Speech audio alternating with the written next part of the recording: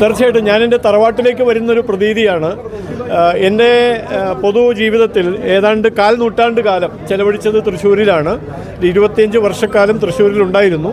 മുഴുവൻ നമ്മുടെ പ്രസ്ഥാനങ്ങളുടെയും പ്രവർത്തനങ്ങളുമായി സഹകരിച്ചതും അങ്ങനെയൊരു വികാസം സംഭവിച്ചതും തൃശ്ശൂരിലാണ്. അതുകൊണ്ട് ആ നിലയ്ക്ക് തന്നെ തൃശ്ശൂരിലേക്ക് വരുമ്പോൾ എന്തെന്നില്ലാത്തൊരു ഊർജ്ജം എന്നിലേക്ക് പ്രവേശിക്കുന്നുണ്ട്.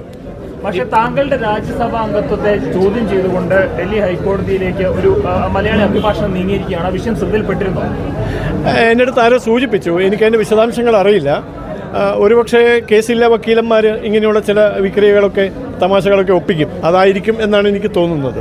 യഥാർത്ഥത്തിൽ നമ്മുടെ നിയമവ്യവസ്ഥയുടെ ഉള്ള ഒരു വെല്ലുവിളിയായിട്ട് 100% അങ്ങനെ ഉണ്ടെങ്കിൽ അങ്ങനെ ഒരു വ്യവഹാരത്തിലേക്ക് നമ്മുടെ രാഷ്ട്രപതിയെ പോലെയുള്ള ബഹുമാന്യ സ്ഥാനങ്ങൾ അലങ്കരിക്കുന്ന ഭരണഘടനാ പദവി അലങ്കരിക്കുന്ന വ്യക്തികളോടും ഭരണഘടനയോടും അതിൻ്റെ തത്വങ്ങളോടുമുള്ള അവഹേളനമാണ് ഈ തരത്തിലുള്ള ഒരു നിയമവ്യവഹാരത്തിലേക്ക് വലിച്ചിഴക്കുക എന്നുള്ളത്. അങ്ങനെ തന്നെയാണ് അതിനെ കാണുന്നത്.